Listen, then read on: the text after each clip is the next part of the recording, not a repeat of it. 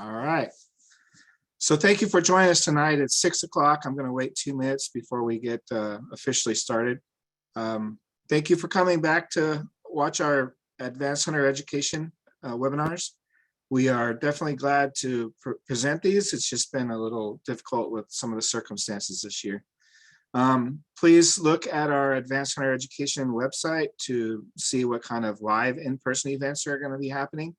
We have some scheduled already for August and September that will be taking place.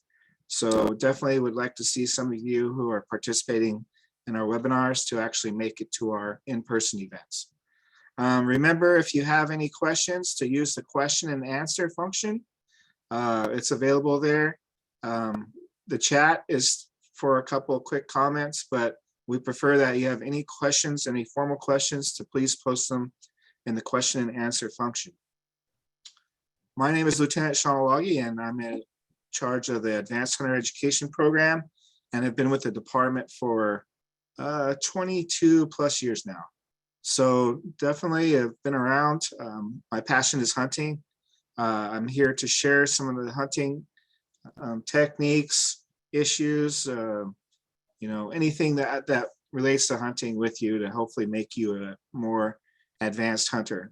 By no means is this an advanced class. This is basically, we call it Advanced Hunter Education because it's giving you the steps and information beyond a basic hunter education class. So that being the case, let me check my chat. I gotta make sure all the things are going. Yeah, so please make sure you use the question and answer function for any questions you want to pose to the panel. I'm joined tonight by Lieutenant Mike Pasco. He's a lieutenant in Lake County. What's the other county, Mike? Colusa. And he'll be joining us tonight. He's been with us before when we've talked about archery and been a great panelist to have on board. Also, I'm joined by Captain Robert Pelsman. He's our captain for Advanced Hunter, our Hunter Education Program for the state of California.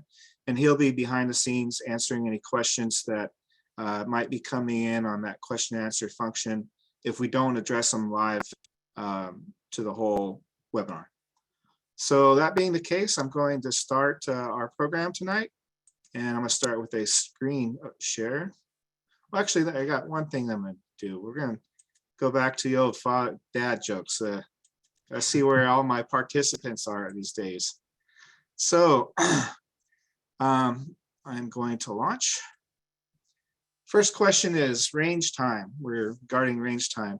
You have spent time at a, choose multiple choices, a formal range, an impromptu range, or no range at all.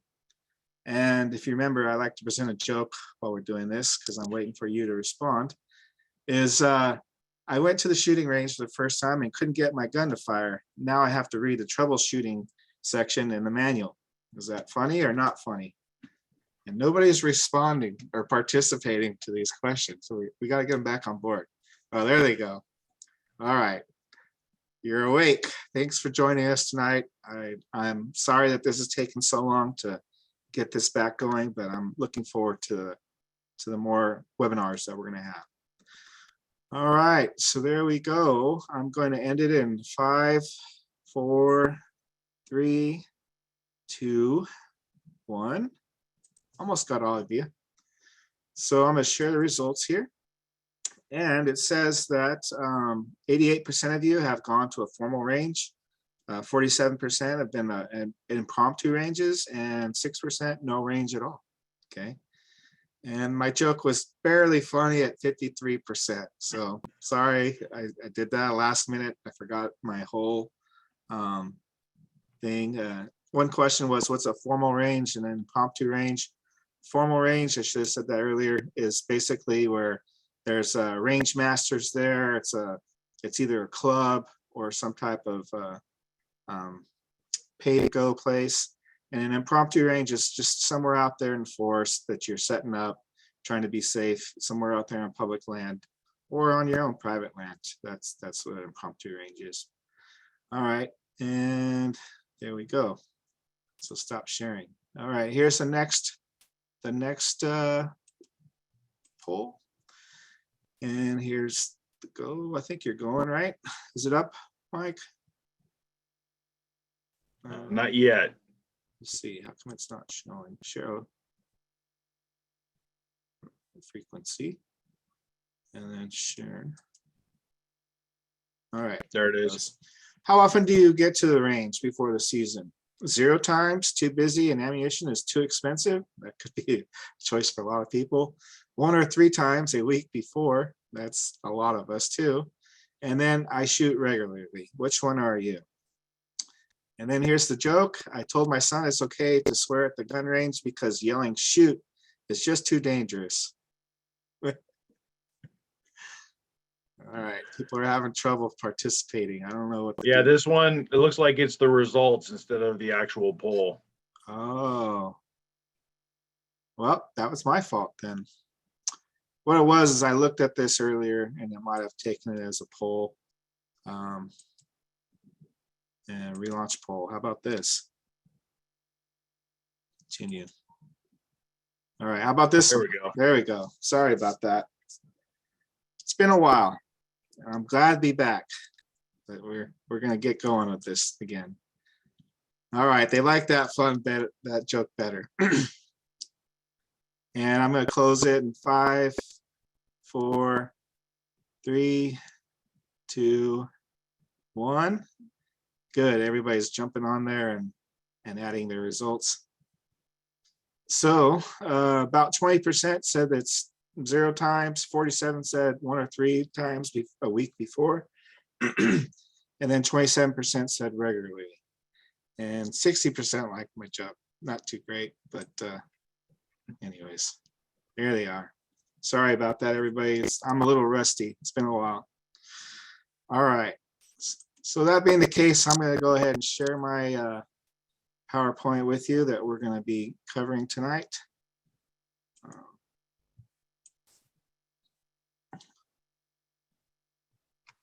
Start. Boy, I am rusty, huh? All right, here we go. Share screen. And public land shooting. Okay, is it up for them, Mike? Can you see it? Not yet. It shows that you started it, but it hasn't popped up yet. We'll give it a second. There it is. All right. So here we are. Tonight we're going to be talking about public land target shooting, feeling at home when you're on the range. Okay. This is all about comfort and getting yourself the task at hand completed. So we're going to be talking about that. So why are we talking about ranges? We're talking about in hunter education, we talk about hunter ethics. We talk about how, an ethical hunter would want to make a quick, clean kill of the animal they're pursuing. This requires familiarization and proficiency with your firearm, and that comes through practice. Okay, practice makes perfect, as you say. Another reason we're talking about ranges is because it's a great recreational activity. Shooting at a range for the day is a good way to get outside, to spend time with friends, and you can challenge yourself in different courses of fire.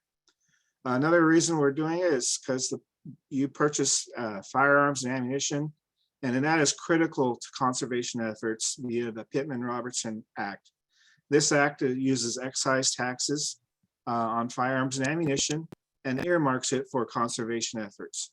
So the state of California receives from the federal government, from this Pittman-Robertson Act, the Wildlife Restoration Act, $35 million for this last fiscal year in 22.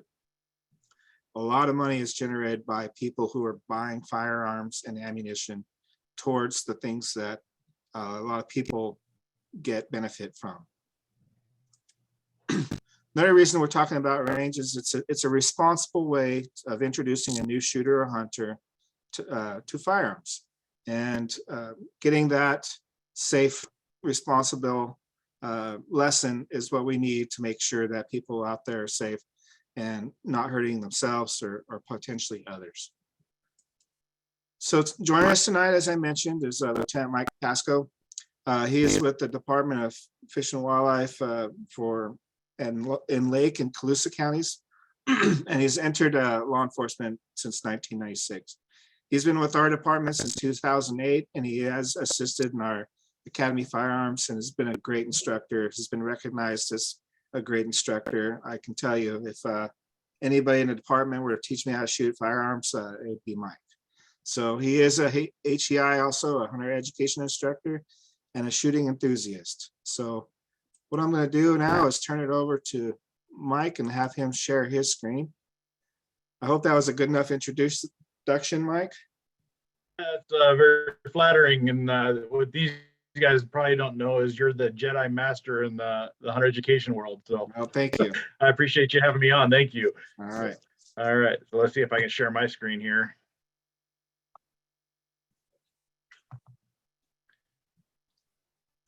And once again, if you have any questions, please put them in the question and answer section. It's on. You got a good screen there, and go for it. All right. All right. We are good to go.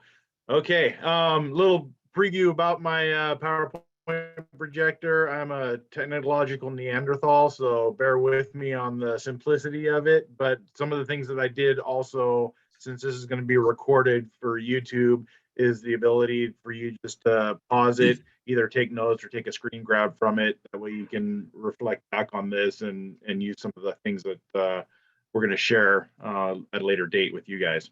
But first thing you need to decide what you're going to do when you're going to go to the range is you have to figure out what your objectives are. What are you hoping to accomplish? So are you a beginner with a new firearm that you just purchased? And is it a familiarization day? I need to move my box over here a little bit. If I can do that so I can see. Do you have a new firearm that you want to sight in? Do you just buy a new scope or a piece of equipment?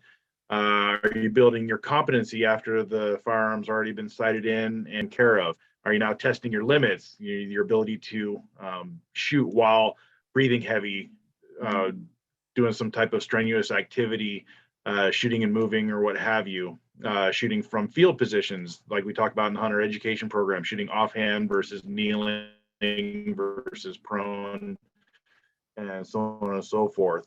And then have you started reloading? Are you doing load development and testing? Are you trying to find the ultimate load for your particular firearm? Or are you just going out for a great day of plinking? And realistically, that's one of my favorite things to do when I go out to the range after all of the other stuff is taken care of. Just taking an occasional day just to go out and shoot just for the fun of it. That's why most of us got into shooting, is because it's fun and we just want to take advantage of that opportunity. So kind of continue on with the slide here. If you don't try and replicate a bunch of stuff that you see on either TV or internet videos or anything like that, start slow. Consider taking a hunter education course if you haven't done that already, or enroll in a quality firearms training class. There's a bunch of them out there. There's local clubs probably in your area that offer beginning shooting classes and what have you. So if you want to get better right off the bat, I would highly encourage you to get some instruction early on so you don't develop bad habits that need to be corrected later on. The best students that we have are the ones that have never picked up a firearm before, because they're an empty canvas and we can build off of that on a solid foundation. So keep that in mind if you're brand new.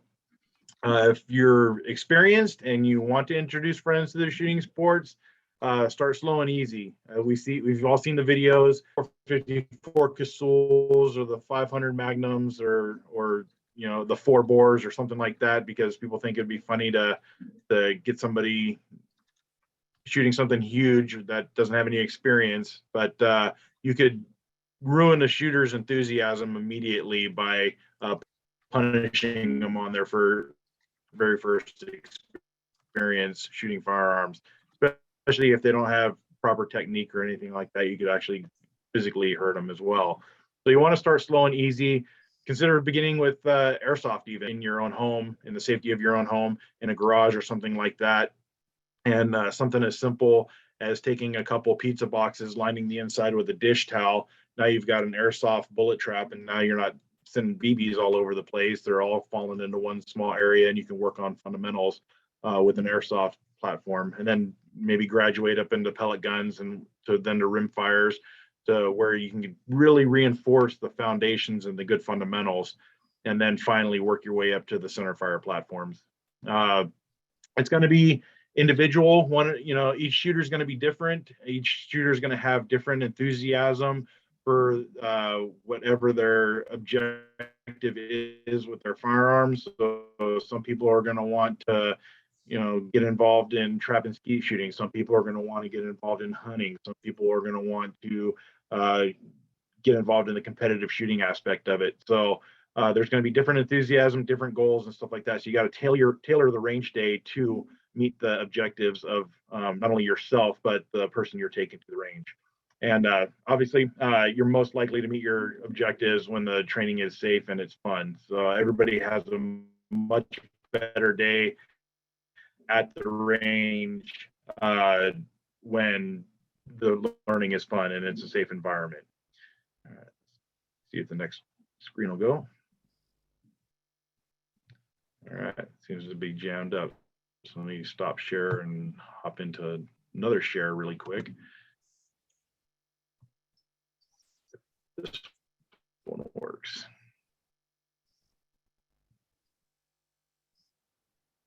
All right, is that one working?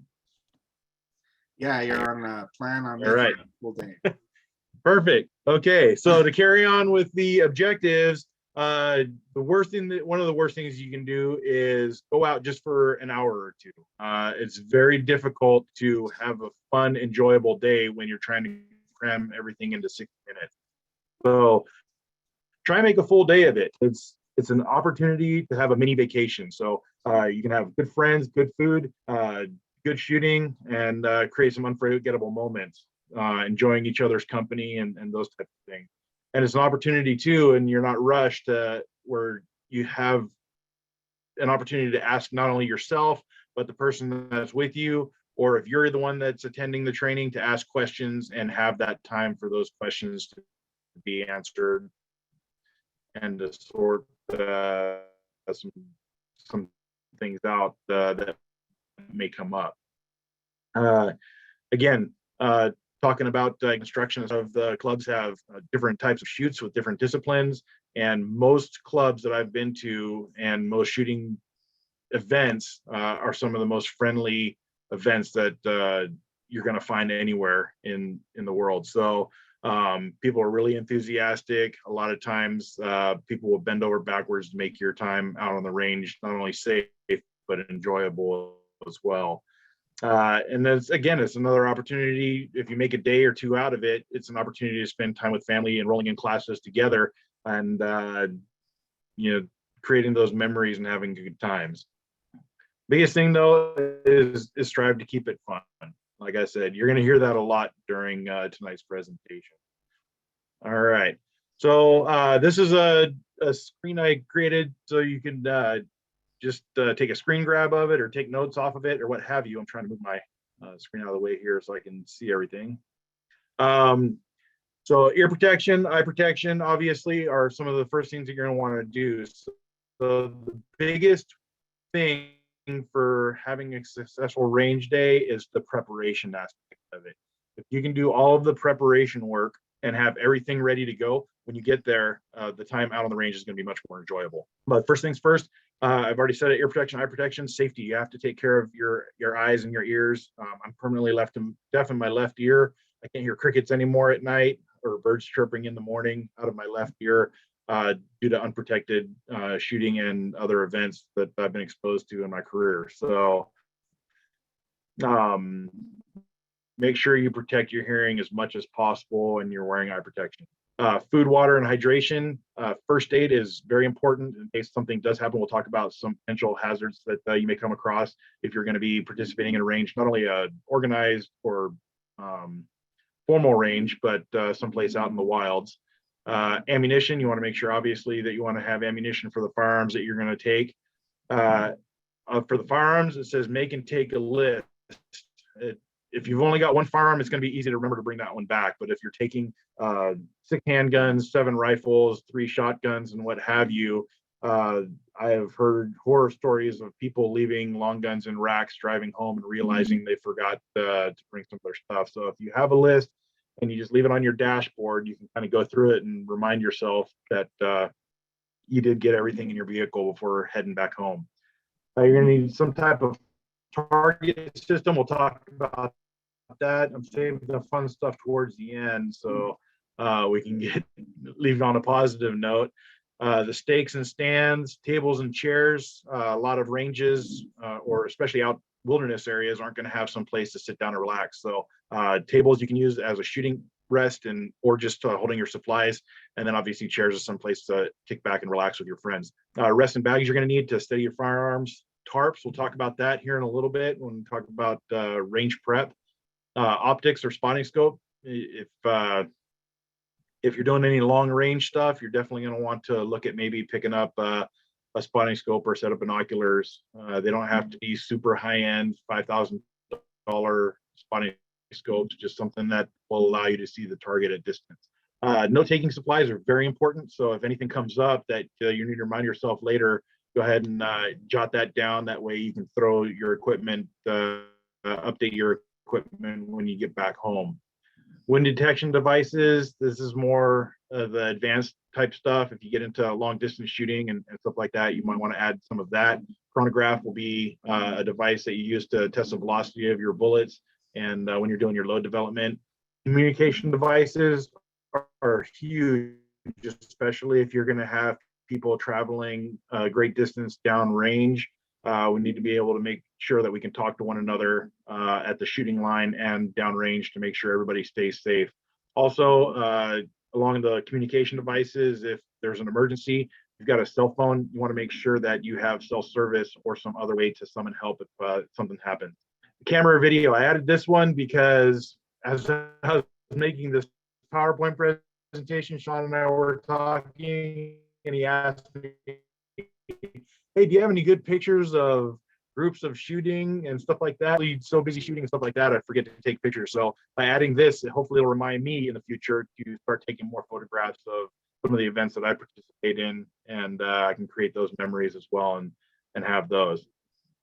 And then the last thing is the firearms cleaning supplies and personal protective equipment, which we'll talk about again a little bit later. Some of the smaller items that you're going to need are target setup and maintenance and repair items. So things like clamps, staple guns, staples. And I'm going to talk about alternatives to staples and staple guns that are easier to clean up and things that are reusable on the range. Tape is great. Spray adhesive, it comes in handy. And then large paper clips. So it could be as big as something like this, or these giant, what are they called? Binder clips. So these things come in really handy as an alternative to staples as well. And the nice thing about them is that they're easy to see, easy to pick up, and you can use them over and over again. So, all right. And then the last thing you're going to need is a safe and legal location, and we'll talk about that next. It's basically where are you going to shoot, and are you allowed to be there? So, but before you get there, when everybody arrives to that location, before any handling of firearms begins, or if you've got a brand new shooter, it's always a good idea to just quickly go over the 10 commandments of gun safety. This is our poster from our 100 Ed program. You can screen grab this and just use it as an opportunity to get firearms handling before the shooting begins. That way there's no negligence involved and nobody gets hurt. And then the other thing that you need to keep in mind when you're looking for a location, whether it's a private club, private property, public land, some locations and ranges are going to have specific rules that you're going to need to be aware of in order to comply with them. An example here in Lake County is Cow Mountain Recreation Area.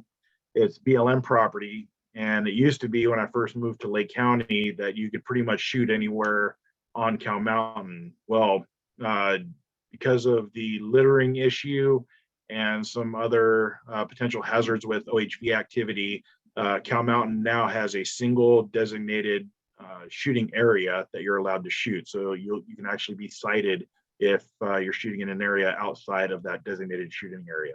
So when you're doing your research to figure out where you want to go, contact the agency responsible for those lands and find out if there's any specific rules that are required for that area.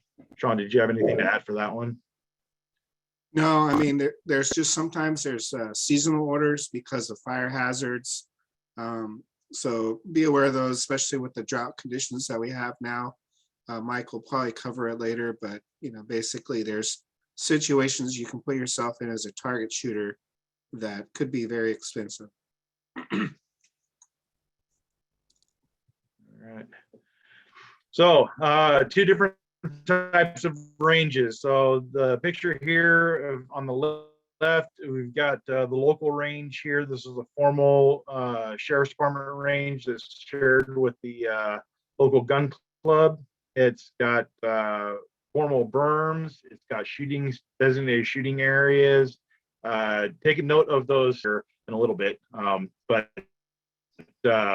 then on the right is your classic area to shoot up in the forest. So it's a slash pile or something like that. I'll talk about fire dangers here in a little bit, but typically in the wintertime and early spring when it's green, the fire danger is relatively low. So this is a very good backstop. With that in mind, you still have to know what's beyond the other side of this in case around where a shot goes high. But typically you're looking for a backstop that's high enough to prevent any type of ricochets or anything like that. All right, this is a classic Forest Service area that I see a lot of people taking advantage of. You got a gentle sloping hill in the background, some trees, and a dirt berm area that you can set some targets up against and stuff like that. So this is a potential safe shooting location. With that in mind, you have to keep the entire area in the back of your head. So I took this picture about 2 weeks ago for this presentation, and if you pan to the right, which is the picture on the left here, on the main road, Hasn't got there yet. see that? Okay, so let me know when we're up. You're up. Okay, so the picture on the left is panning right from that little berm area, and that's the main road that I was parked on. If you look onto that road, there's kind of 3 shady patches further up the road. That third patch in the furthest distance is the entrance to this little dirt road on the right that actually travels up and above the backside of the range. So if you didn't know that was there, if you hadn't reconned that out a little bit and did some exploring prior to shooting, somebody could have come around the corner, taken that hard right and driven back behind your shooting area with little warning. So be sure that you're checking the area out completely. You know what's beyond the target area and any potential hazards past that. Let me know when the next screen's up. There you go. All right. So when you're setting up, some of the things that you want to check for are ricochet hazards from the backstop. So whether it's a hard surface, a flat surface, a lot of people overlook the fact that if they put targets relatively low to the ground and the ground's relatively hard, you've got that skip off or ricochet potential no matter what the ground terrain is like. So shallow targets could potentially be hazardous. So you want to try and get targets elevated to where rounds are impacting against a berm if at all possible. That berm should be free of debris like this rock here on the right hand side, and also you want to avoid shooting into water. We talk about that in hunter education and stuff like that. If anybody's ever taken a bath, hopefully everybody's raising their hand that is attending, that they've taken a bath sometimes in their life, been on a jet ski or been towed behind a boat at 80 miles an hour and you hit the water. Water has a whole different feel at speed. So when bullets impact the surface of the water, if they don't break that surface tension, there's a high potential that they can ricochet off the surface of the water and cause damage somewhere else downrange. So the ricochet hazards you need to be aware of as well. You want to just make sure that the backdrop is safe to shoot against.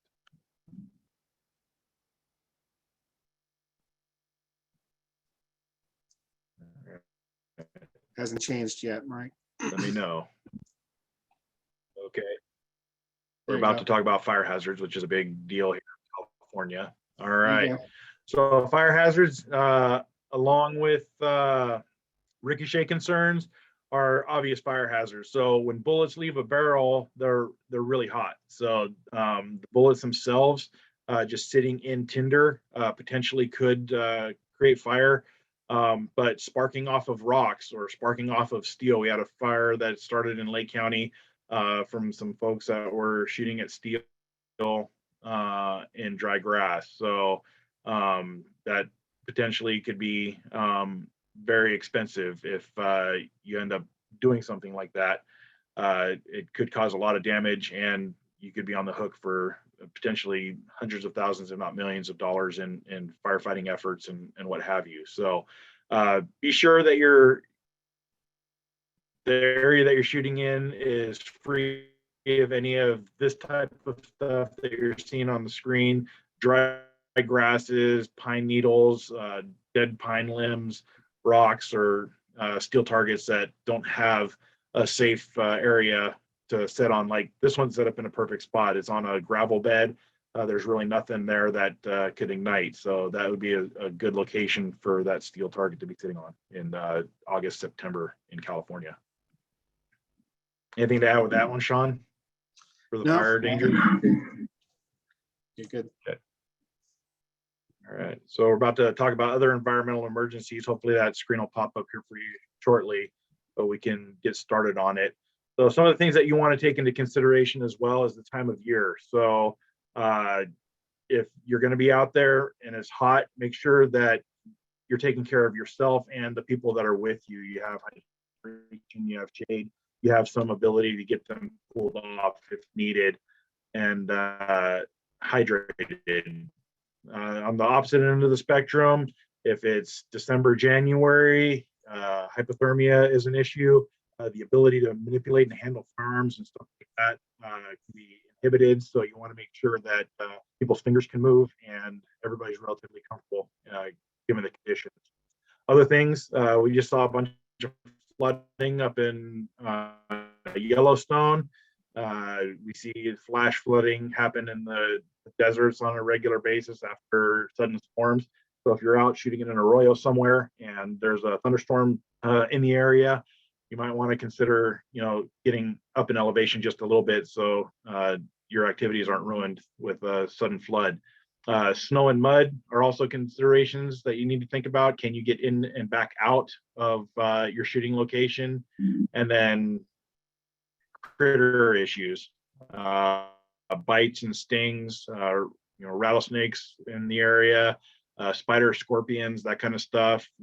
As you're setting up, you're clearing debris and stuff like that. You pick up a rock, and next thing you know, you're stung by a scorpion. So just keep that in mind. And then obviously slips, trips, and falls are a big issue, no matter what people do for activities. But the other thing you need to take into account is distance to the nearest medical facility for help. So, or do you have at least access to notify them and get emergency services on the way? So again, a lot of this is the preparatory stuff, and the formal stuff we got a little bit more bad stuff to talk about though, and this is the stuff that we're trying to avoid. I'll wait for the screen to pop up.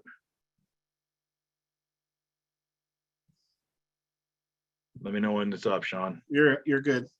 Okay, good deal. So this is that same road that I took a photograph of that shooting spot a couple slides back. This is just down the road, and this is where a lot of people come to shoot, and it's obvious that a lot of people shoot here, and this is what gives shooters a bad name. So the things that we don't want to do are shoot glass, bring trash out there, and then leave debris out on the range, especially if you're introducing a new shooter to the shooting sports. If they don't know you very well, or you're their mentor and you bring a bunch of items out there, refrigerators, TVs, computers, what have you, you shoot it up and then leave it there, there's a good likelihood that one, hopefully they won't. Uh-oh. You disappeared for a second, Mike. Can you guys hear me? Am I back? Yeah, your share stopped. My share stopped. Okay, let me bring it back up.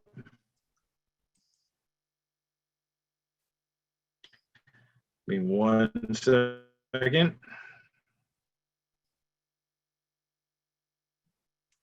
You're on number 11 or 12. Yep. There we go. Let me know when it's back up. Sorry about that.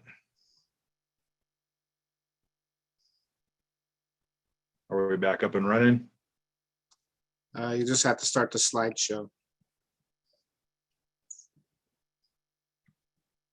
Okay, should be there any second. There you go. All right. So just to emphasize what we were talking about before, you want to be a good ambassador. You want to be a good role model. Obviously, this is not what we want to do when we're going to have a successful range day. On another note, I talked about that steel pole that was downrange at the local club. What we see a lot is people actually taping targets to those poles and shooting directly into the pole. So on the far right of your screen, you'll see, one, what happens to the poles that aren't rated for shooting, and two, there's a serious ricochet issue involved as well. So not only it looks bad, it's damaging, it's actually vandalism.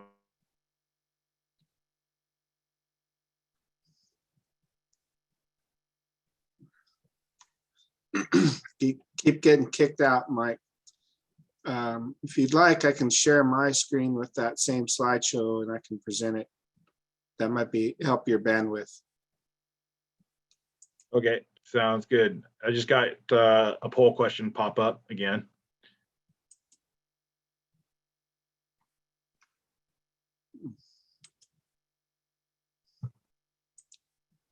Just a second.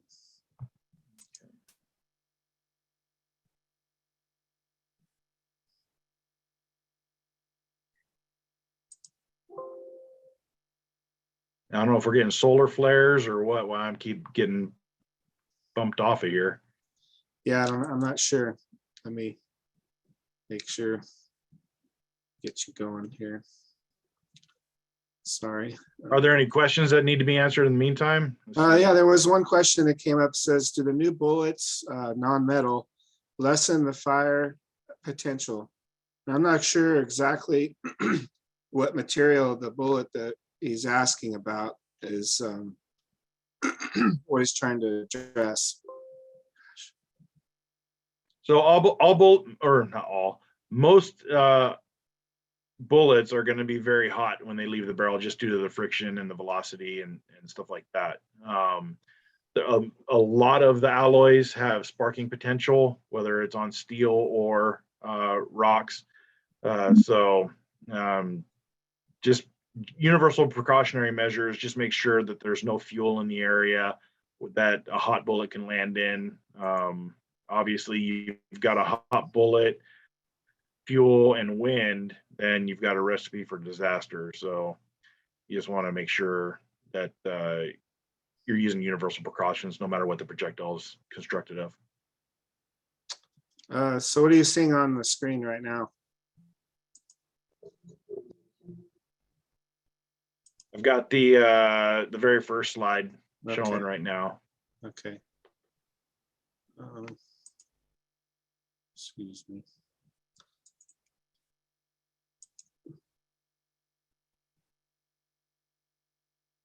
Boy, we're having some issues today, aren't we? All right.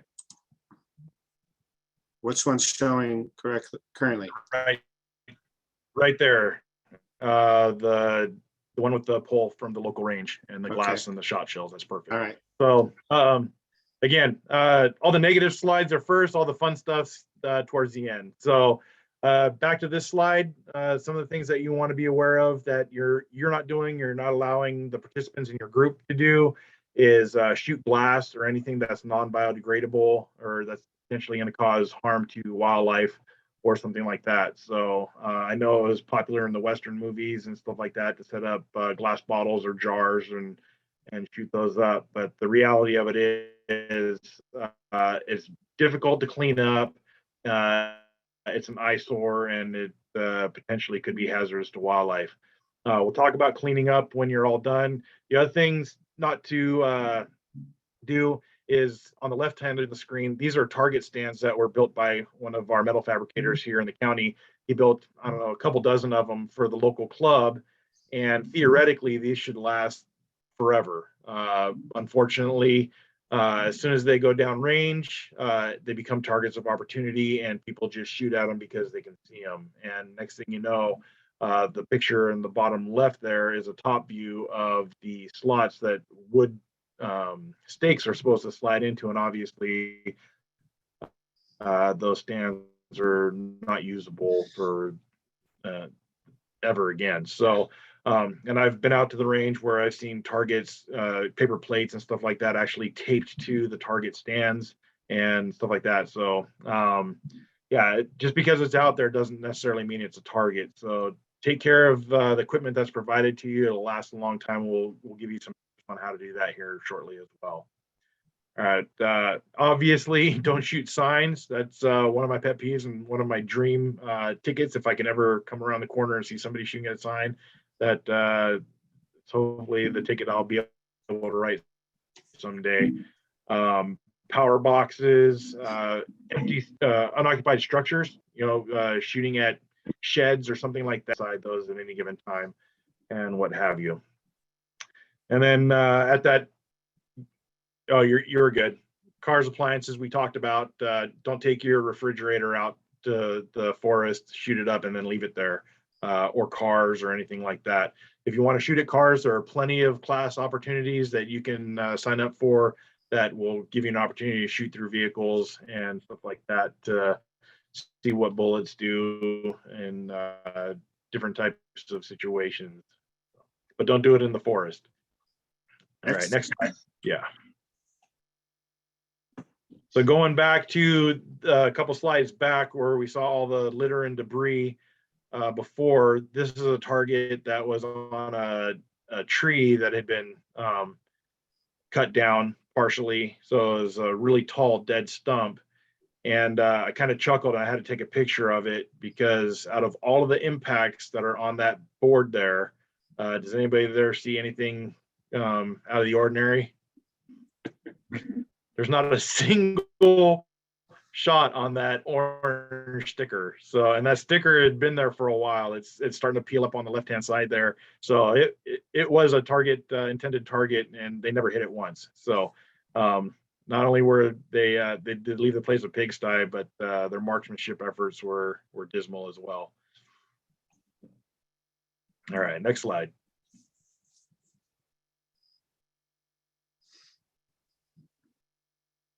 Okay, so good target options. So now we're going to get into the fun stuff and hopefully some tips that you guys can take away that will make the day much more pleasant.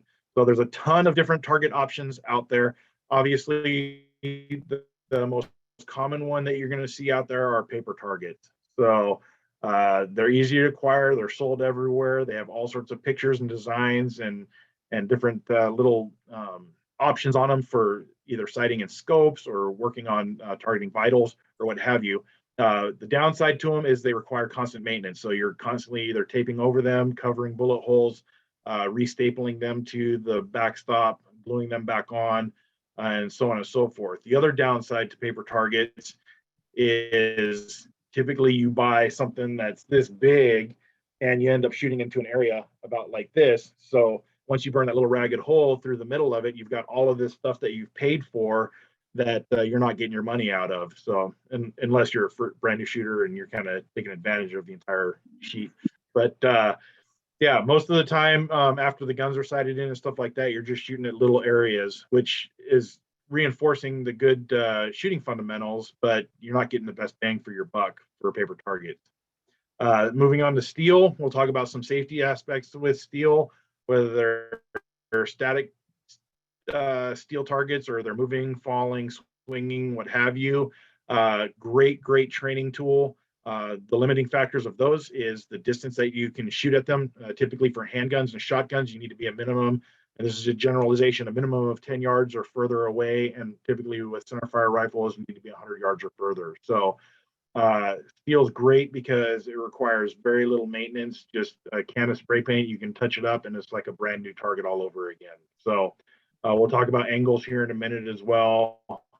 But the other nice thing about steel is you get that auditory ring back, that positive reinforcement that you've done something right when you hit it. So you can work on your follow through, your fundamentals and stuff like that, and you don't actually have to look at the target. You can stay focused on your sights if you're shooting iron sights or what have you, and then you get that auditory ring back, letting you know you did everything right. So and then obviously the falling targets are rewarding because you get to see them fall over, and there's that element as well.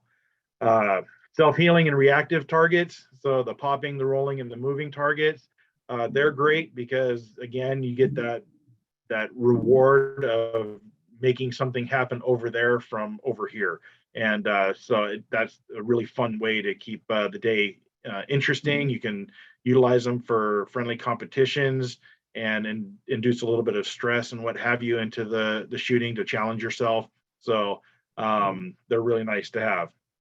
Some of my favorite targets are these guys right here, especially for the grandkids and stuff like that. Animal crackers. You can take these things and say, how do you set these things up? So typically, the way that I do it is I take 2 pieces of plywood, or I'm sorry, not plywood, cardboard, and just put them together nice and tight.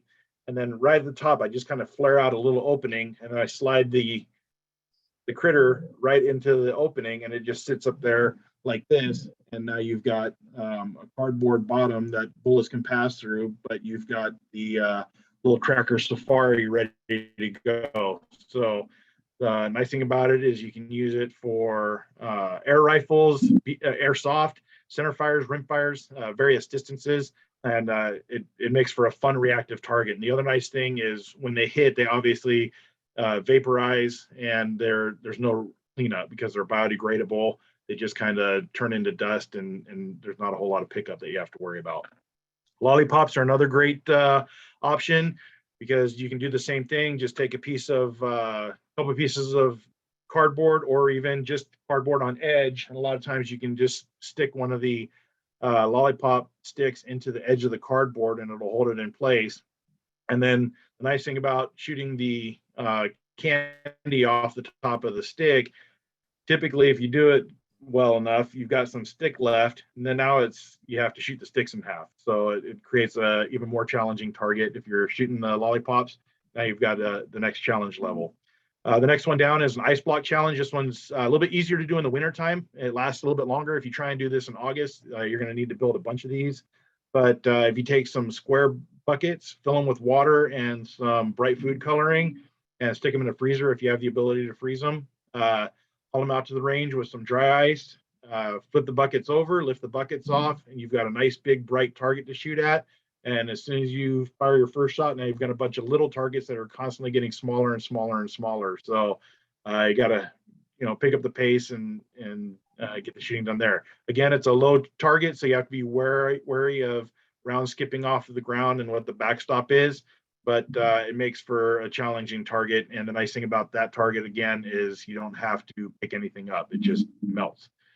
Targets of opportunity, plinking, or dirt clods, and other little types of things like that are on the berm that you can take advantage of, little tufts of grass or what have you. Just have your friends call them out, and those are your targets of opportunity. And then negative targets. And this is one of my favorite target systems that's out there. The nice thing about them is they're inexpensive and they last a long time. And I'll show you that on the next slide. Go ahead, Sean. Really quick though, I'd like to add another one there. All the voting signs that you might see around, they're all made out of that corrugated plastic. So once the election periods are over, there's a lot of those out there.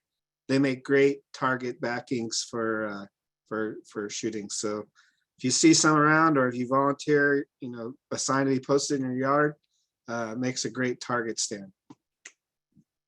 Yep, absolutely. And actually, that can coincide and tie right into what we're about to see here in a second. So it just popped up on my screen, so hopefully everybody can see it.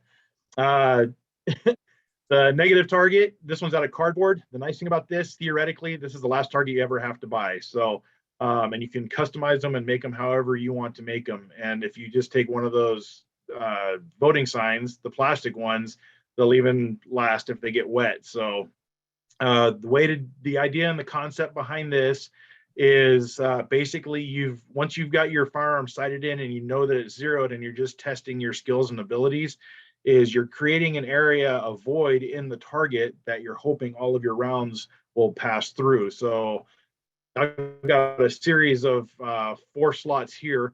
So it's reversible. You can flip it over. So if you flip it upside down, you've got the big box for maybe some pistol drills or something like that.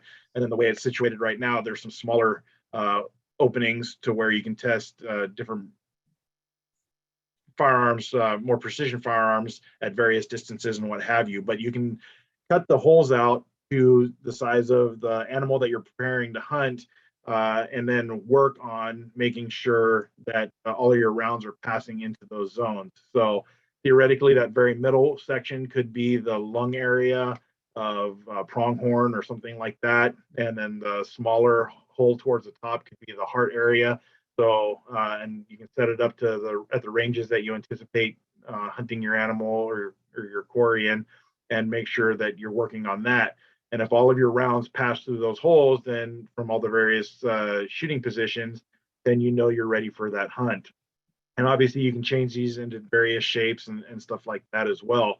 But the nice thing about this target is that as long as you send all the rounds through the hole, one, you're getting rewarded that your rifle sighted in and your shooting fundamentals are good, but you get to use this target over and over and over again.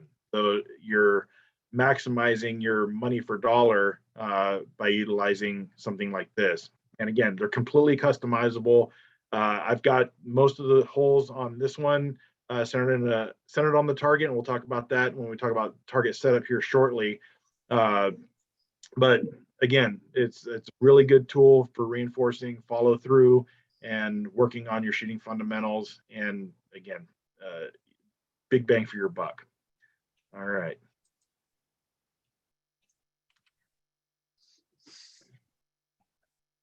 Okay, so target setup, some considerations that you want to think about. So generally, what you're going to want to need is some type of stand, some type of sticks, a target backer, a target, and some way to secure the target and the backing to the stakes. So the image on the left shows the supplies. The next step is you've got the stakes in the stand and the target backer held in place with some clamps.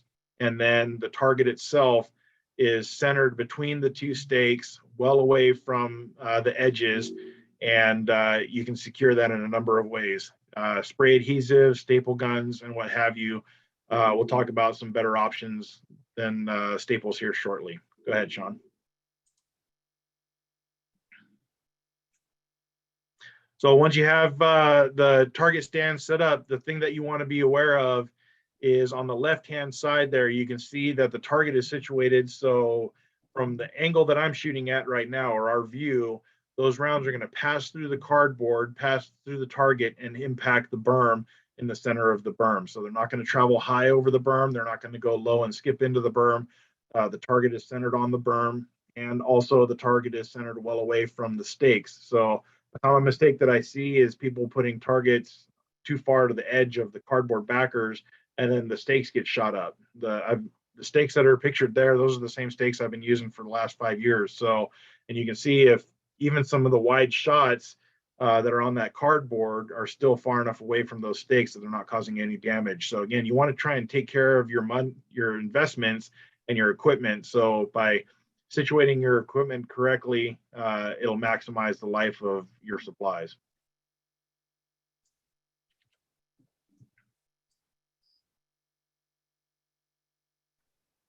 All right, steel considerations, safety with steel. So we talked earlier about the uprights that we set out the range out there. Typically, the steel that you're going to want to use are targets that are rated for the shooting sport. So AR 500 and the like, they've got a hardness rating on them that will allow bullets to not cause serious damage to them. They'll break the bullets up, and they'll last very, very, very long time. So most of the steel targets and manufacturers are going to have a forward lean on them. I think it's a minimum of 35 degrees, 33 or 35 degrees is what they're looking for. There are some target manufacturers out there that have 45-degree lean, but ideally what you want is as that bullet impacts the plate and the bullet breaks up, the debris travels downward towards the ground. What you don't want to happen is having a plate that's vertical and then those rounds impacting and coming straight back at the shooter. So you want to have that downward deflection. The other thing with steel is if it's not a static plate at an angle, you want it to have an ability to fall or swing so that energy is transferred and the plate is absorbing a lot of that energy from the projectile itself. So it either has to swing, fall, or have an angle to be safe. All right, Sean, go ahead. All right, things that you want to look out for with steel are these divots. So as they get a little bit of wear on them, high velocity cartridges, 22-250s, the fast 17s and stuff like that will cause these little craters that you see in the middle image there. The downside with that is they're light craters on the surface of the moon. So what happens is the bullet travels in and potentially can squirt right back around and come back towards the shooter. So when you start seeing that, those need to be used at much longer ranges, 100+ yards only, or retire them out and replace them with a nice flat surface to maximize safety. All right, Sean. All right, other target tips. This one actually came up last week during our firearms instructor update in Oroville. We're doing a drill with balloons, and we're struggling to secure the balloons with tape and staples. So I was thinking about it and trying to figure out a quick alternative, and we came up with this. So if you cut a slot in the cardboard and take the knot from the balloon, pass it through that little slot, and then pass a paper clip through the knot or just past the knot, the balloon cannot come out, and it's secure to the cardboard itself. Unfortunately, I didn't have any balloons here at the house, so I had to blow up a latex glove for the demonstration purpose there. So, but one of the things about the balloons is when they do pop is it's one extra thing that you have to remember to pick up at the end of the day. So, all right. Okay, one of the biggest complaints that people have, or the biggest struggles that people have out on the range, are windy conditions and trying to keep paper attached to their backstop. So the easiest thing, if you are using staples, a lot of people have a tendency to staple things in a horizontal fashion. The problem with that is once the wind starts whipping, it's easy to tear because there isn't a lot of surface tension to resist the movement of the page. So by simply turning your staple gun sideways and punching the staple in vertically, you get a lot more resistance from that page lifting off of the cardboard, and you can really reinforce that edge. Another option is utilizing these binder clips. These are what we use at our academy. They resist wind really, really well. They not only clamp the cardboard, but they clamp the page right to the edge of the cardboard backers, and everything stays together as one piece. Another alternative is paper clips. They don't have to be this big. This is a giant one for demonstration purposes. But the nice thing about paper clips is they're much bigger than staples. They're typically not sharp on them, so they reduce the hazard of punching into tires and stuff like that.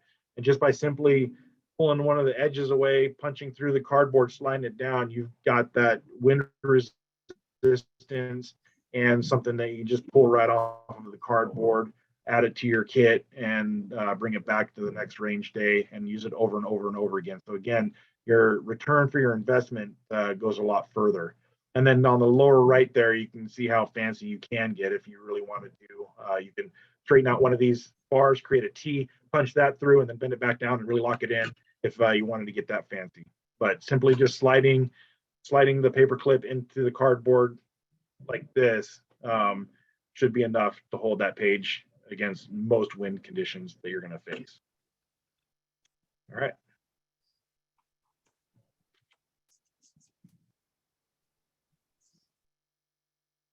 All right, cleaning up. So this is the thing that almost everybody hates doing because it's work. But if you approach it with the right attitude and with the right equipment, it goes really, really fast, and you can really leave a good impression, not only for the general public, but to any shooters that you're introducing, and you're just being a good ambassador to the sport and making everybody look good in the shooting community. So we always want to leave a place cleaner than we found it whenever possible. I travel with trash bags in my personal vehicles and in my patrol truck all the time, and I strive to make sure that I'm picking up things as we go along. And one of the things that you can do is have trash bags with you, and then bring things that make the cleanup job a lot easier. Snow shovels, dust pans, rakes, brooms, all of that kind of stuff that you can pull large areas together into piles and then just pile them into trash bags and what have you. It makes it a lot easier. And then having a lot of friends go to the range with you makes a lot of work a lot easier. So we just had our last training a couple weeks ago here at the local range, and we had 2 different squads in the area show up. And as a thank you to the hosting agency that let us use the range, since I had the bodies, we did a full range cleaning. We picked up all of the loose debris, all of the loose paper, any small trash items. We emptied all the trash cans, swept out the classroom, did the whole thing. And between the 12 or 15 of us that were there, we got it knocked out in about 15, 20 minutes. So it doesn't take a whole lot of time if you've got a good group or with a little bit of effort to make some place really, really nice compared to how you showed up. So, all right. And the nice thing about it too is it gives you an opportunity to reflect on the day. So you can laugh about the day's events. You can reflect to see if, you know, it's a time to discuss it. Were my goals accomplished? Did we have fun? What can we do better next time? So it's a good opportunity to plan the next range trip. All right, Sean.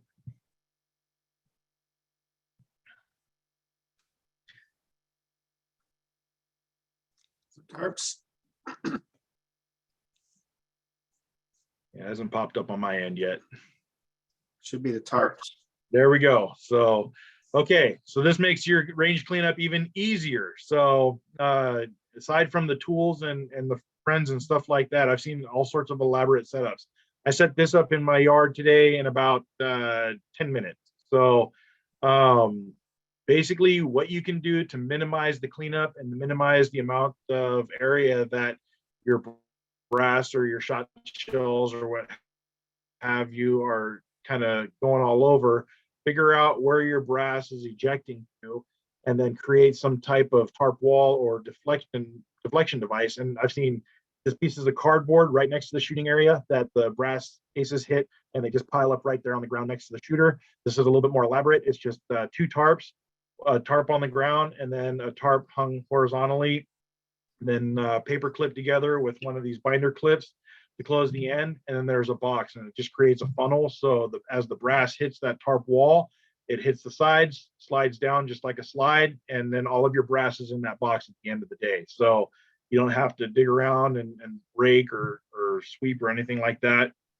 It's all piled right there in a container ready to pick up and walk away. So you can make it as elaborate or as simple as possible.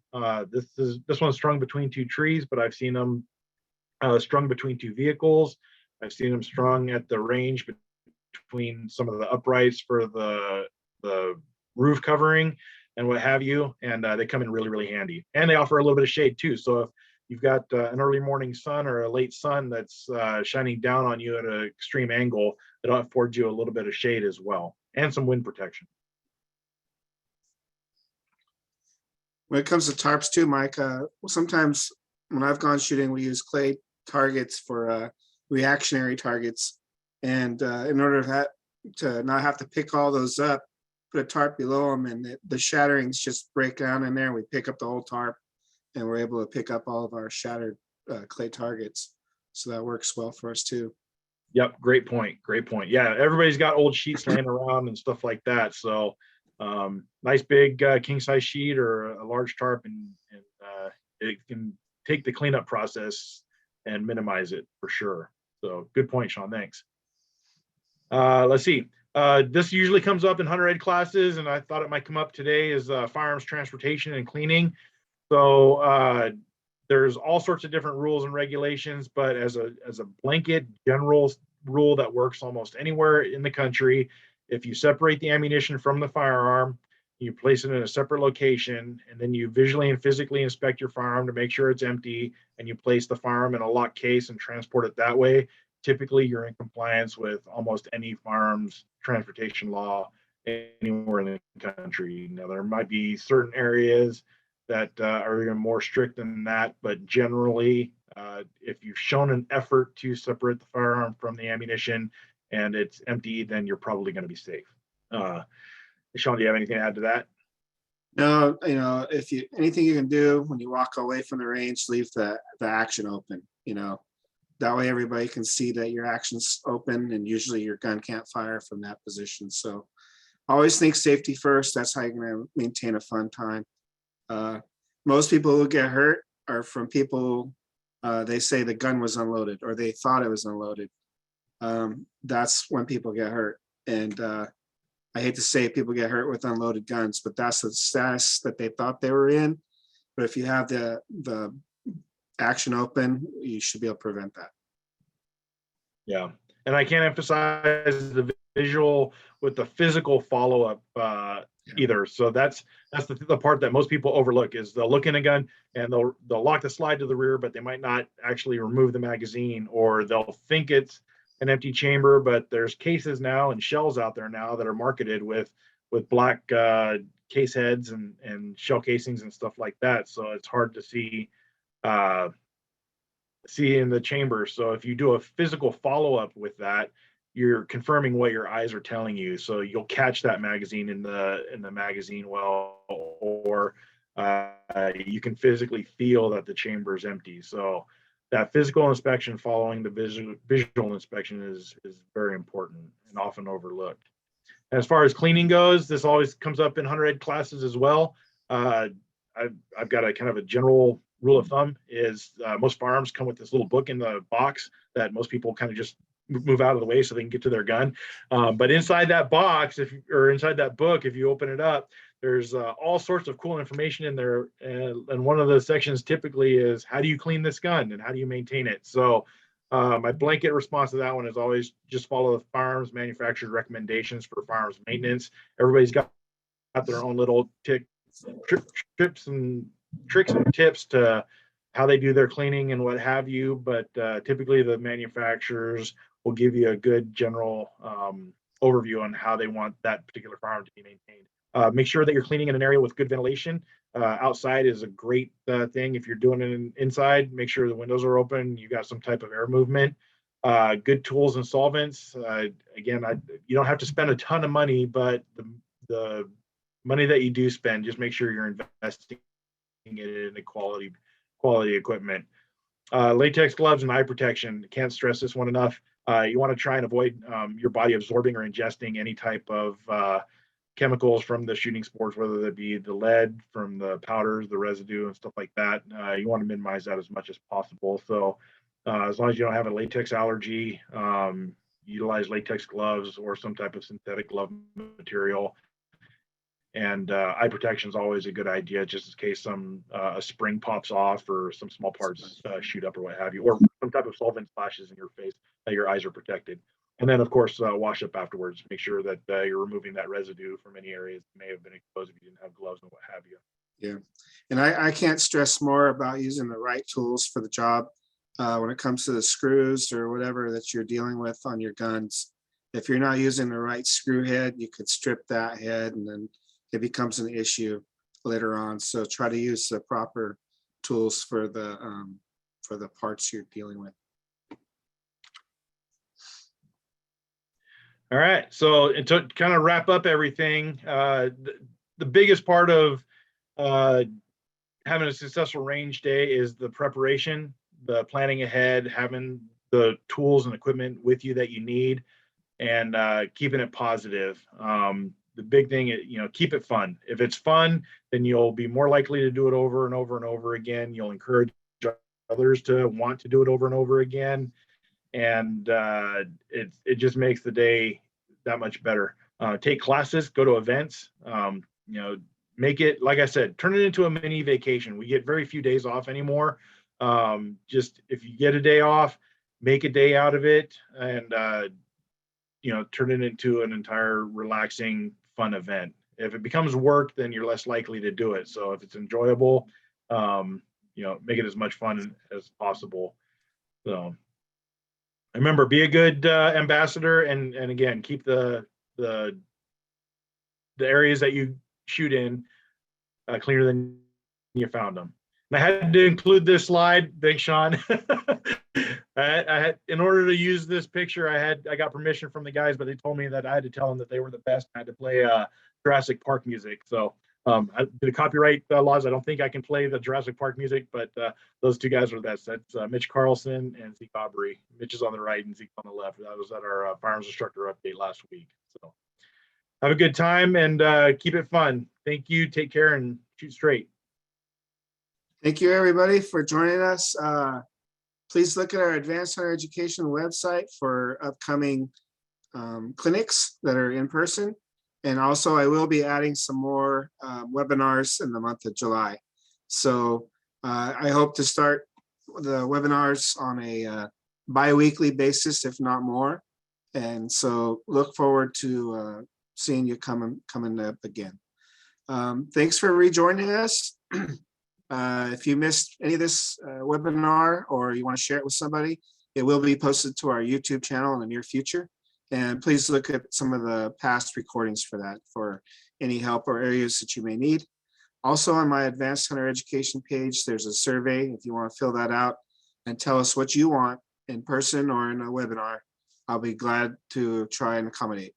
So thank you for joining us. Thank you to my panel. Thanks, Mike, for coming on. And hope you guys all have, everyone out there has a safe shoot, and keep our ranges out there looking clean and be good representatives of our sport. So have a good night and thank you.